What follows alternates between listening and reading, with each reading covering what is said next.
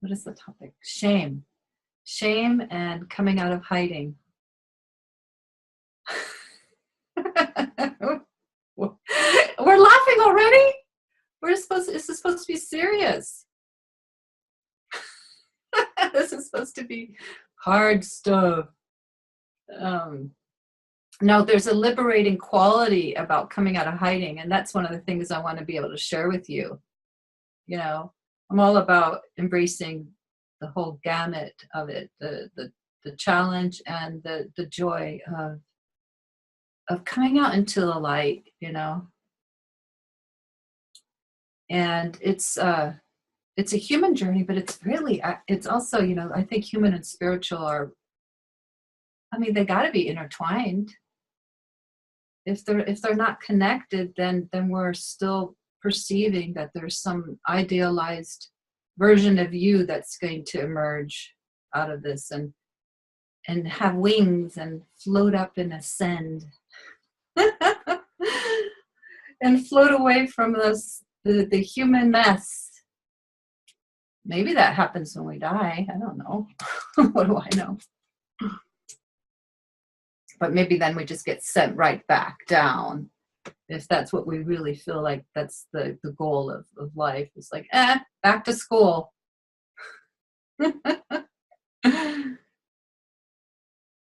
Because whatever we are pushing away is going to persist, right? Whatever we're wanting to deny.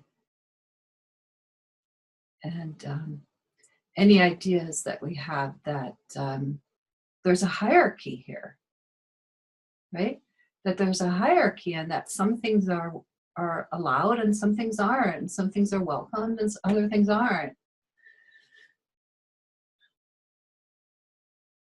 And just to become aware of that, yeah?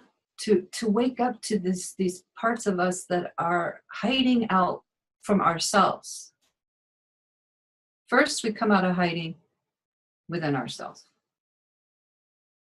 And to me, that's really, really, really the spiritual journey. It's like, what am I not telling myself the truth about? Right? What am I imagining is not included in this totality that we are? Because if any of us have a line down the middle, and on one side we're putting all the things that we imagine is acceptable and what spirituality is about, or how we're going to become free is by leaning over into this direction. And we'll say on that line is everything. Let's say that's the white line, white page, the light, you know.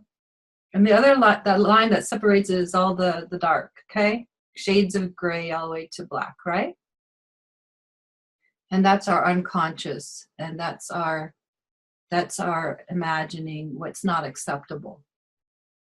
And what we're doing in these kinds of dialogues, and hopefully in your life, is erasing that line between the two, you know, like slowly erasing as we become more and more self-aware that we're meant to embrace the totality of experience. And so then the two bleed into each other. We can't have a nice separate, you know, reality happening. Yeah, peace and joy and bliss and perfection, right? The other side is all the things that we were taught as children innocently by our parents who were taught by their parents and all that, right? Passed down collectively. All the things that we need to learn how to avoid, and that's called our coping mechanisms, right? How do you cope and deal with sadness, stress, grief, pain, suffering, anger, denial, right? All that would be in that category. There's probably a ton more. Shame. Really, the shame comes from the bleeding. When the two start to touch, then because some of us, let's just say most of us, haven't been taught how to be able to meet the shadowy sides of life, parts of life that are just shadowy because they haven't been included within the collective as just inherently natural and part of everyday experience, and never made wrong. Can you imagine if anger and shame and embarrassment and all that, before it becomes shame, it's probably just a bit of embarrassment, right? What if we had never made any of that wrong? Sadness. What if we could just erupt into tears off and on all day long, sometimes when we felt like it, just as easy as laughter. Right? What if that kind of cloak of conditioning hadn't been placed on us? And that's what we get to bring into our lives now. Well, that's part of changing our consciousness, right? That's part of looking at beliefs. Those are thoughts that we've made real, and then they permeate the body and inhabit the body. The thoughts are made real through lodging itself cellularly and in our whole body, which is a receptacle of memory. And even that we can't make wrong. If we do, then we're denying the wisdom of the body. There is wisdom in the fact that our pain and our everything that we've pushed away is still locatable. There's wisdom there, rather than that's what's wrong and our traumas and all that. That's those are it's tough stuff to deal with. But it's not what's wrong with us. Okay? It's the wisdom of the body. Give it some credit. It's holding on to it for a reason, for our own freedom. So that when we're ready, we can revisit. It actually happens on its own, right? It just goes, it bubbles up. And it says, now it's time to look at this. Are you willing now? Are you able? With the tools that you have now at your disposal, with you realizing more and more and more that you are the unconditional nature of compassion itself, that you are that space that is unconditional. That unconditional space is what is able to turn towards the pain. Right? It's not, the mind is it goes along for the ride. It gets used to turning towards and saying yes. It's so much more pleasant to not resist. It's just like it's the path of least resistance, right? Taking the path of least resistance is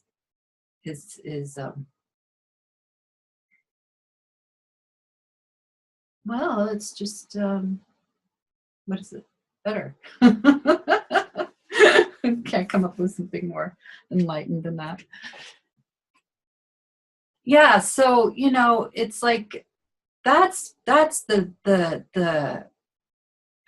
invitation, the ongoing invitation is to know yourself as the path of least resistance, okay? If you're not resisting your experience as it is, you wake up more and more, you realize more and more that you're the totality versus dividing up reality, black and white, shades of gray. We don't realize how much we do that. Okay? Even that, We don't realize how much we do that. Can you hold that and see it while leaning into the unconditional nature of yourself that is seeing that? I don't know how much I actually do that. And if there's any sense inside of like, well, I'm making that wrong, that you even do that, right? Just welcoming that, just that one little movement there. Wow, I really divide up life still, innocently. And I'm waking up every day a little more to this fact through my willingness to embrace and continually learning how to open. We don't, as a loving parent, you don't make your child wrong for learning how to, what it's like to become an adult, to grow up. Like make mistakes, right? And it takes time. And it takes time to unlearn what we've learned. In the same way, okay?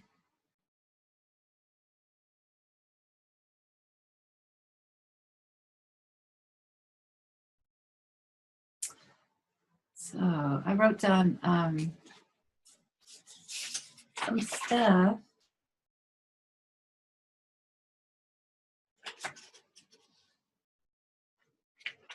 I sent it to a few.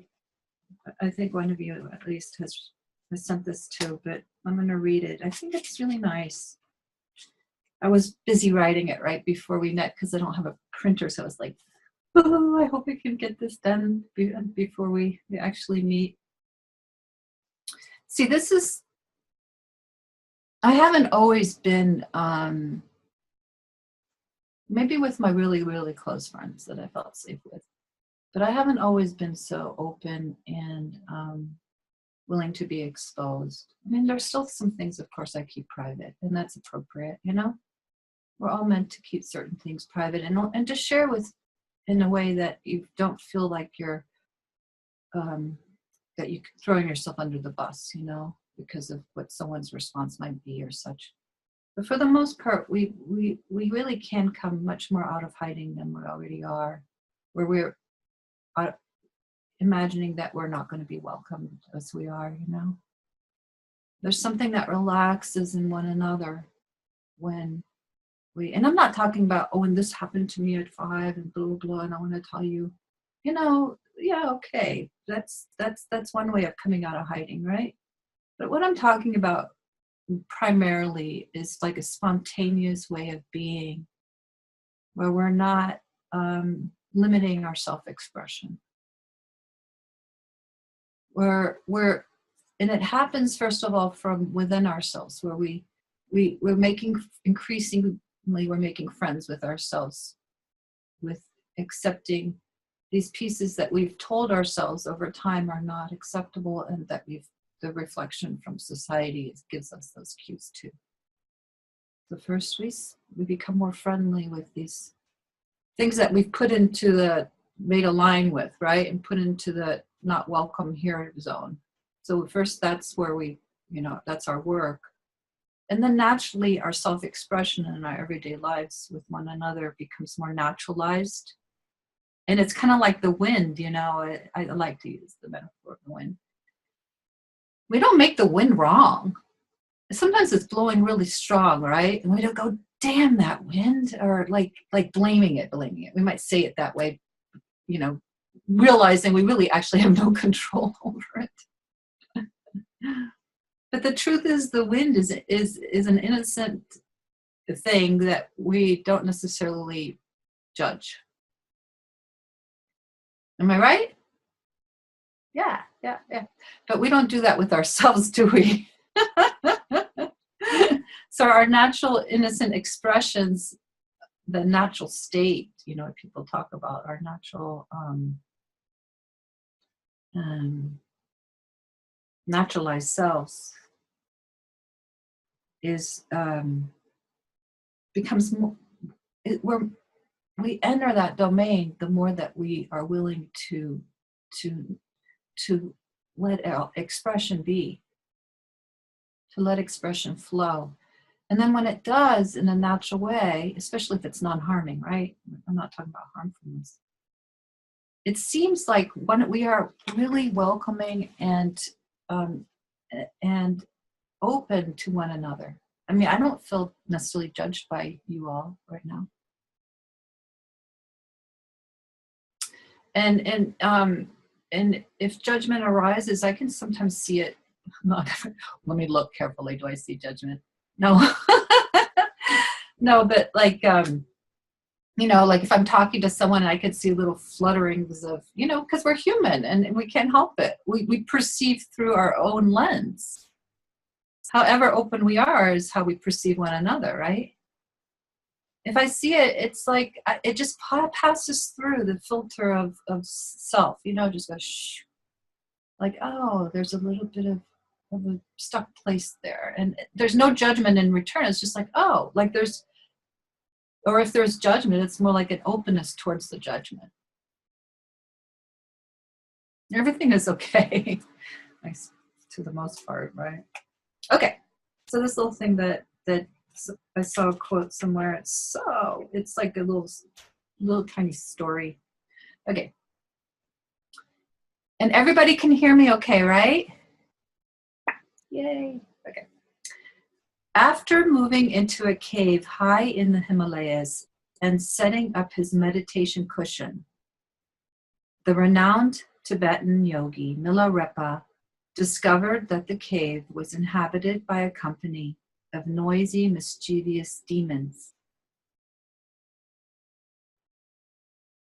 At first, he tried to subdue them, but they just became more boisterous. Does that sound familiar? Realizing that his approach was both violent and futile, he decided to send the demons loving compassion instead, at which point half of them departed. Loosening his grip even further, he surrendered to hosting the remaining demons indefinitely, instead of trying to get rid of them.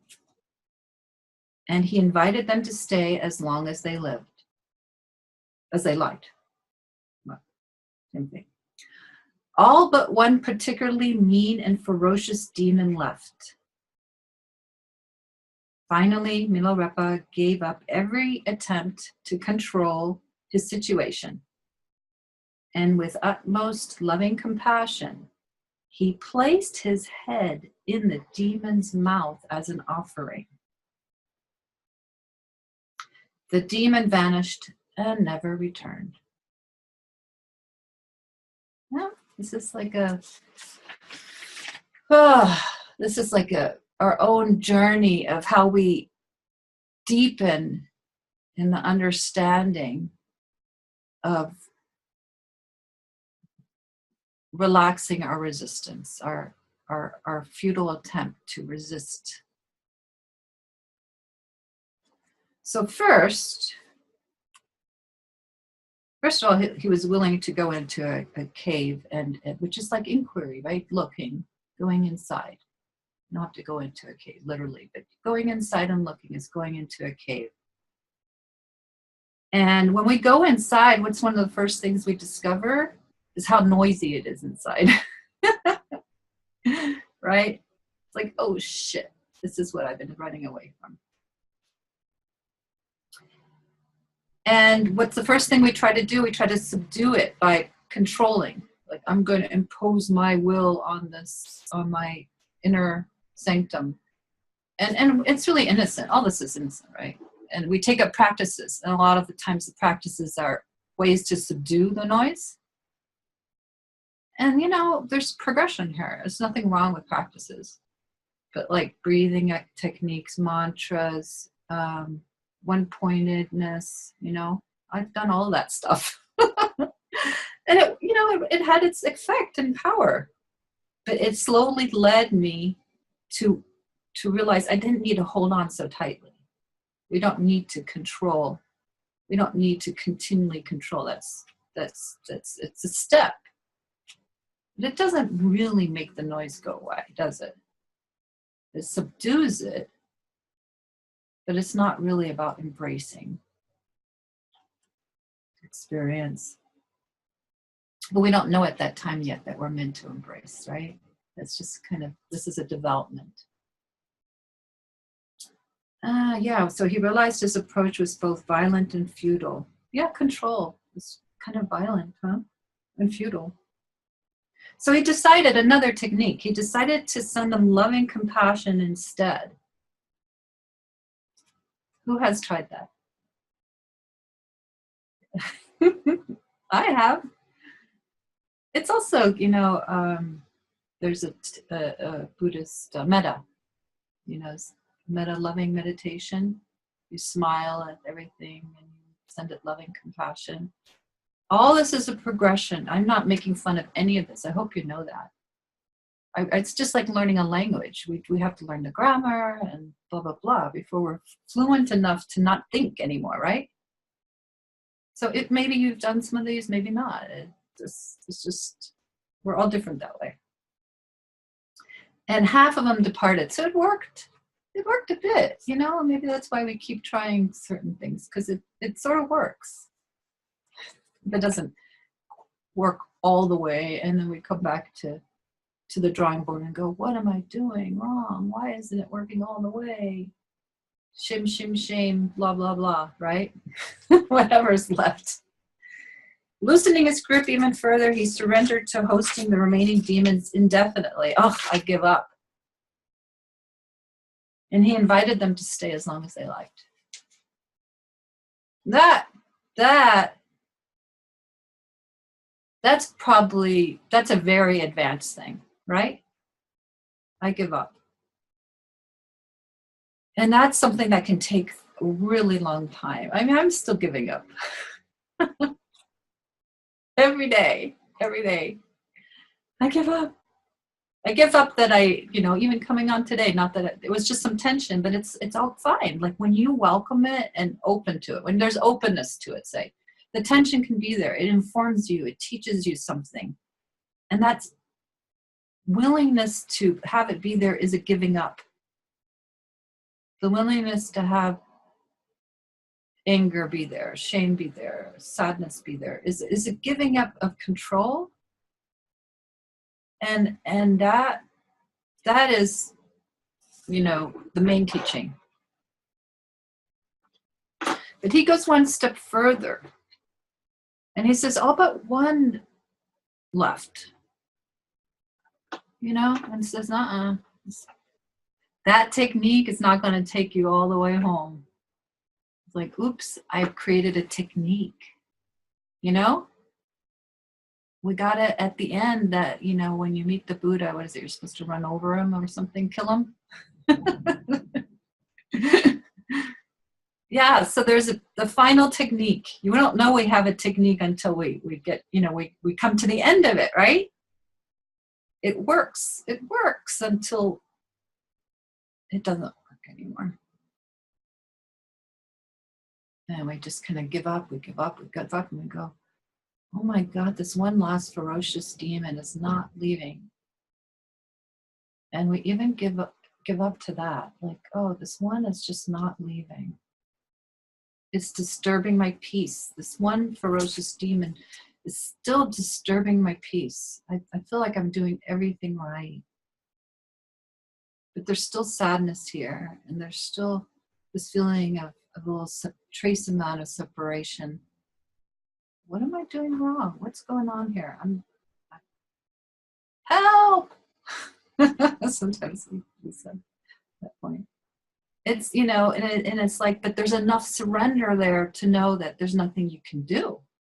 There's enough to know that you might have to live with this forever, right? They said they invited them to stay as long as they liked. So even that one, right? You're allowed to stay here as long as you like. You might be my dance partner for the rest of my life.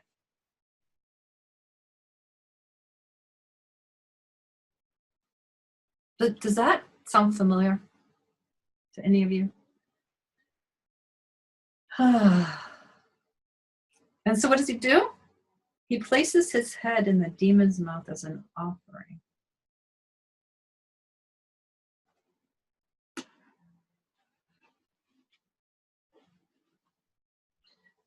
Yeah. So eat me, you know, devour me. I can't fix this. Even with my willingness to welcome everything, I can't fix it. Even that is a strategy that I have no strategy to get rid of the strategy. I just don't know what to do anymore.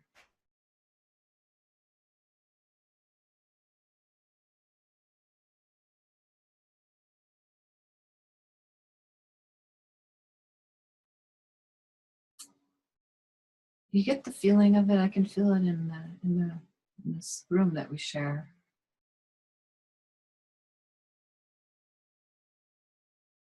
And it's actually really freeing. We're that free. We're so free that we can be an offering.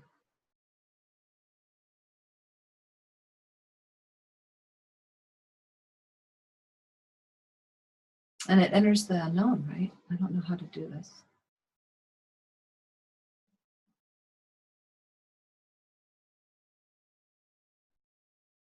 Okay, so I'm gonna open it up.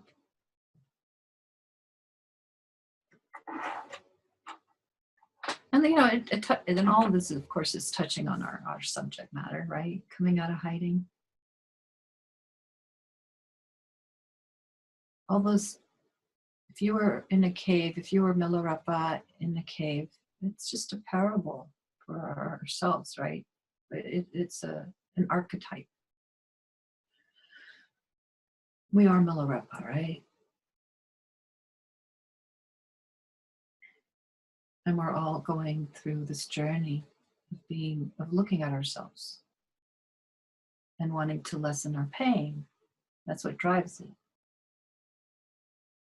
And we're conscious enough and mature enough to know that dividing up life and dividing up our inexperience and saying some things are allowed and other things aren't isn't the way to go, and just causes more pain, right? So that's the maturity of this group. And then we try all these techniques and ways to be able to open to and welcome.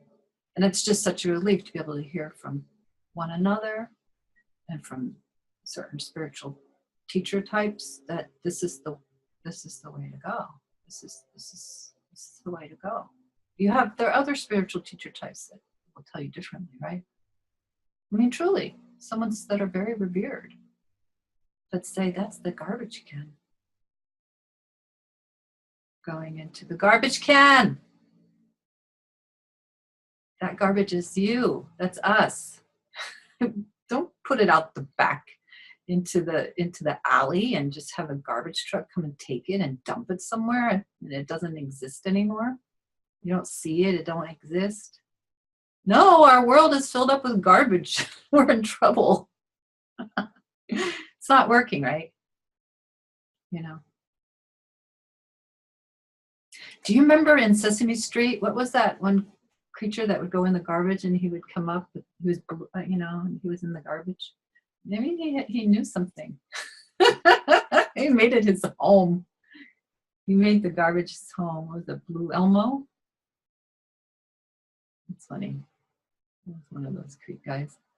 He made garbage his home. So, yeah, okay, I better stop talking. And whoever would like to share something or connect in any kind of way is welcome.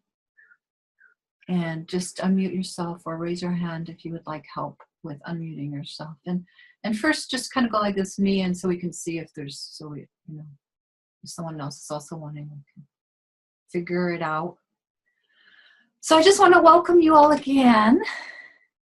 Welcome, including everything that's arising right now, right?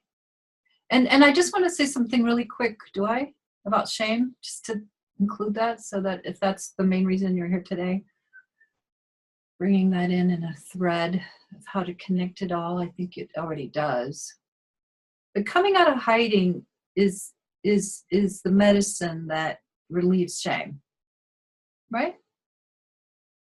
And it's more about where you're coming from when you share, and where you're coming from when you meet yourself. That there is a recognition of what has been in hiding and feeling it as it emerges. It's not just blurting out, this is what I'm ashamed of. I'm not saying anyone's going to even do that. But it's not like truth-telling 101, you know, and where if we think it helps. What makes it work coming out of hiding is to be illuminating it to ourselves as it emerges, that we're owning and making whole by owning it. We're making whole something that we've been imagining isn't welcomed and doesn't belong here within ourselves. It's not just here with each other. That's also true. But it emerges from here first. I think you guys get the picture. It always starts within yourself. And then when it's shared, it's something that's already coming out whole. It's not like coming out and saying, help me make it whole, guys. It's emerging from within, and by being honest to it, it immediately shines a light on it as it emerges within. And by shining a light on it, it makes what feels divided whole.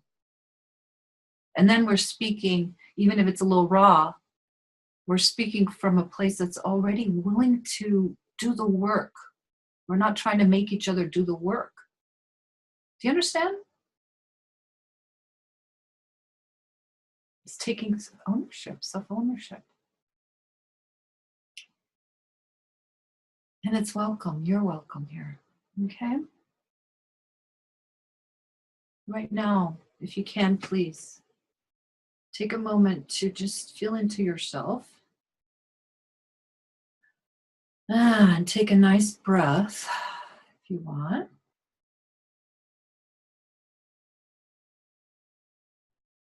And sense into yourself and sense into what you're feeling.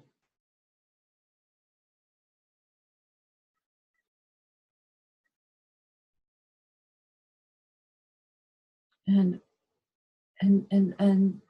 open to that. See if you can open to what you're sensing and feeling.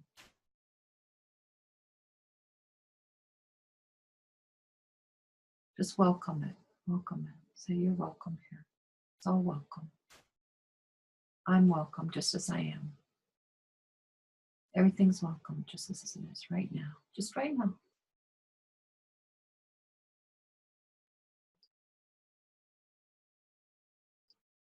Even these places that are a little shaky, even the places that are not illumined yet, but you know they're there, you can sense them. There's some areas that are not yet illumined, haven't come out into the light of day. Those are welcome too. And that which is already in wisdom and is spacious, welcome it all.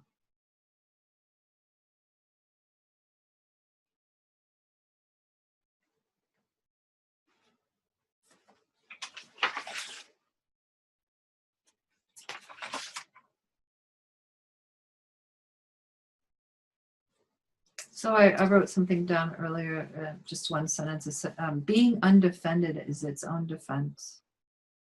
We need to. That's kind of like Milarepa's second to last offering, is being undefended. Is its own defense. See, that gives you a clue. It's already a little bit still of a strategy. We don't know it until that happens, yeah? Oh, and one last piece, and then I'm really, really opening it up.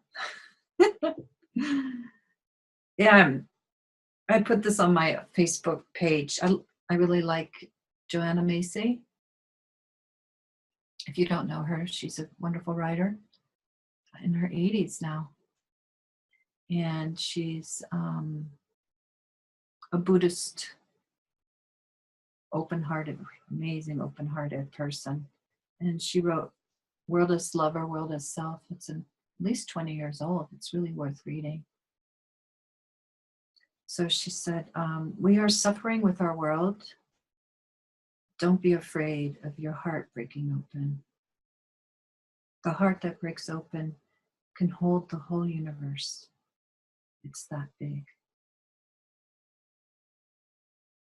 So it goes along with what we're talking about. Don't be afraid of your heart breaking open to include all of yourself, okay? The heart that breaks open can hold the whole universe. It's that big. That's unconditional love, right? It's unconditional love and acceptance and welcoming. You can hold the whole universe of you. It's that big. And if it can hold the whole universe of you, it can hold the whole universe, right?